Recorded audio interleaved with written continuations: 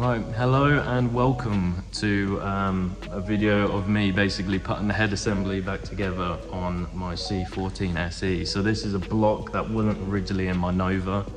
The one that come out of my Nova was no good, completely fried, which was a ball ache. So I picked this one up with 30,000 miles on it.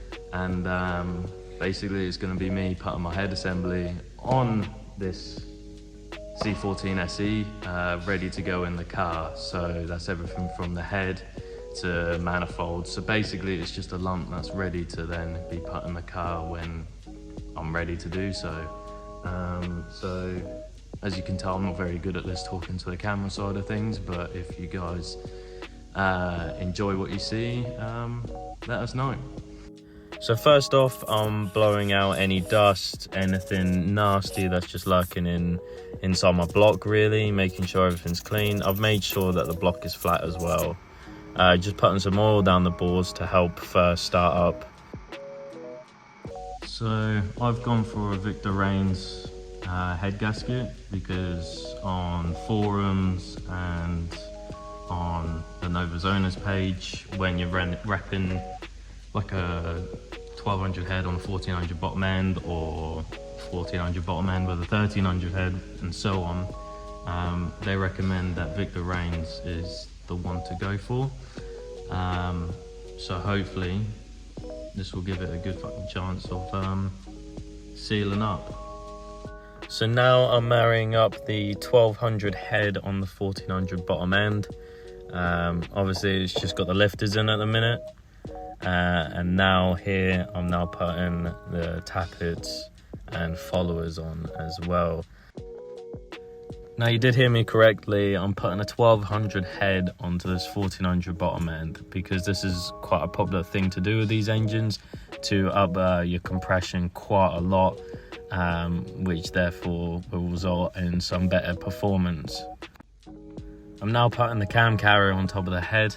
Now this is the 1400 cam, which is on this 1200 head, which as well is a slightly tiny bit higher lift cam than the 1200 cam. So it doesn't really do a great deal, but whatever, I'm doing it anyway, because why not?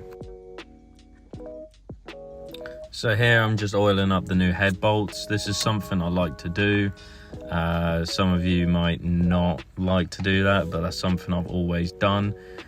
Just purely because you know that the threads are well lubricated. You're not going to have any dramas tightening these things up, and also taking them off again because you never know what might happen. You might blow a head gasket and boom, your head bolts are seized in your head, which is not ideal. So now I'm just following the torque sequence. This is like a 4-stage torque sequence. The 4th stage I can't do until the engine's been hot. Right, I brought this degree gauge off of Amazon, right, and it was such a pain to use, but after pissing about with it, I did manage to get to grips with it. It is a little bit of a cheap and nasty one, but at the end of the day it done the job. It was just a bit of a fiddly one to use, in my opinion.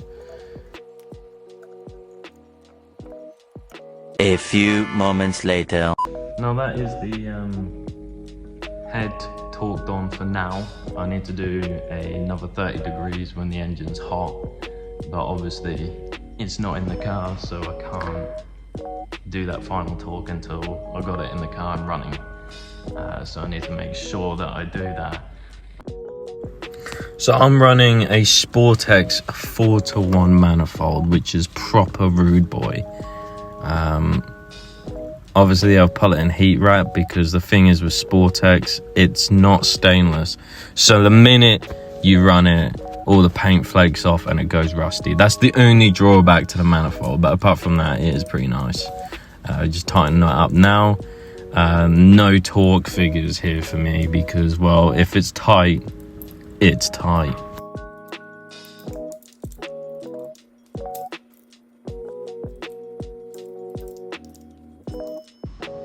Now it's time for the inlet manifold with a fresh gasket. I'm running the standard carb which is nothing too fancy at all. I was contemplating running a set of bike carbs, but again, funds just aren't really quite there, so I'm just gonna have to stick with this old standard Peerberg, which ain't too bad, to be fair.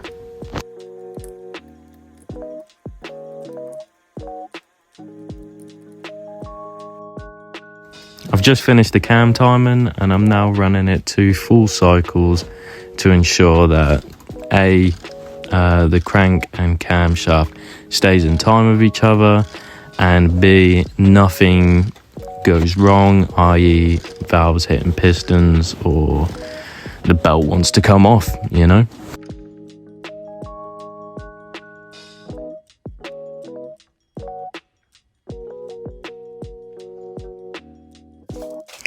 Last but not least, I'm now fitting the cam belt cover, which is just 2 plastic covers held on by 4 10mm bolts. A lot of people don't run these, but I tend to because I think it looks pretty cool, to be fair.